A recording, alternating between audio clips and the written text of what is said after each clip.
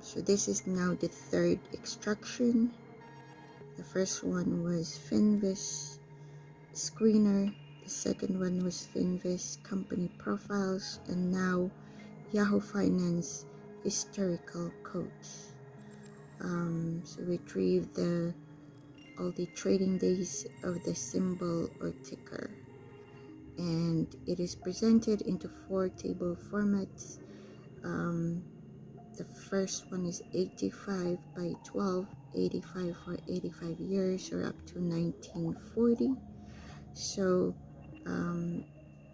there's 85 years allocated in YC2 sheet for each category, but in the UI it only displays 15, and you can change the beginning year to go to the other years. So the first one, table 1, 85 by 12, this actually has 22 selections, 11 each, but the first 11 were the main categories: the beginning of the month, end of the month, average of the month, the total volume, the highest one-day volume, the lowest volume, the rally, the highest one-day rally, the highest one-day sell-off, and the total monthly traded value, which is the average closing price times the volume. And then the second group, which is still in table 1, is the ranking, is converting the values into the ranking, comparing that value to the rest of the year. So 1 would be, that's the highest value in that year. And then the second table is related to the second group of the first table. So we have the rankings, and now we want to know what the average ranking is for that specific month in the period 1 to 5.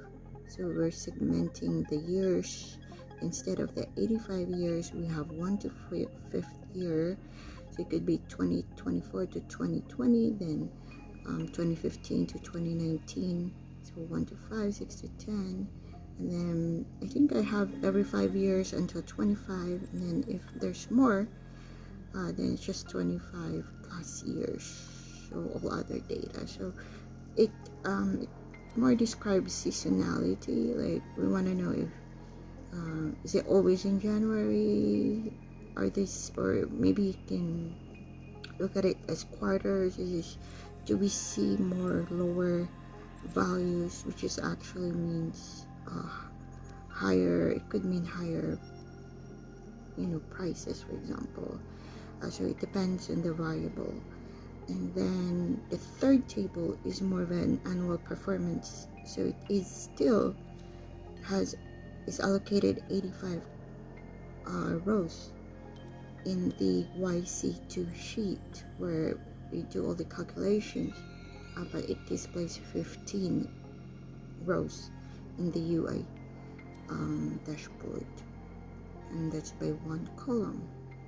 So it could be the highest one-day rally for that year, or the highest one-day sell-off for that year, or it could be the percentage return from January, average of January to average of December, or something like that. And then the table 4 is another 1 column values, but this time it's also similar to table 2, which segments the years, so 1 to 5 years, 6 to 10, 11 to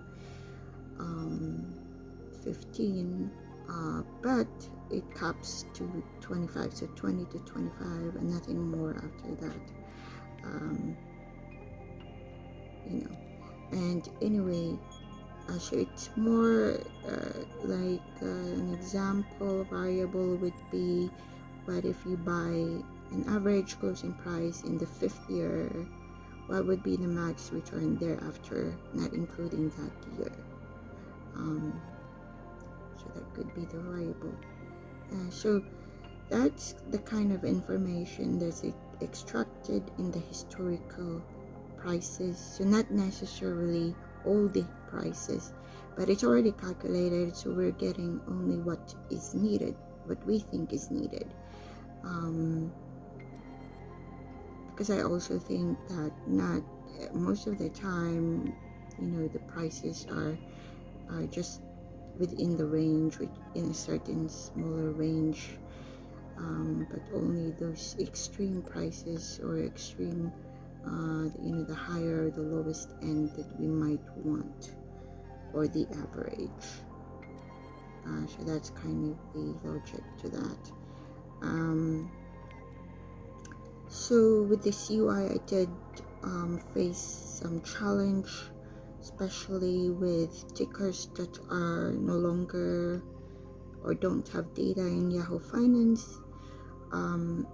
So I transitioned, or I changed my code from query tables.add to XML HTTP, and that resolved the problem, because the queries are not resetting. Once it encountered an error, it keeps on erroring, because it and you have to restart the workbook for it to reset the queries. So with the one that ChatGPT provided, it doesn't, when it errors, it doesn't affect the next session. So this is the UI data extraction dashboard.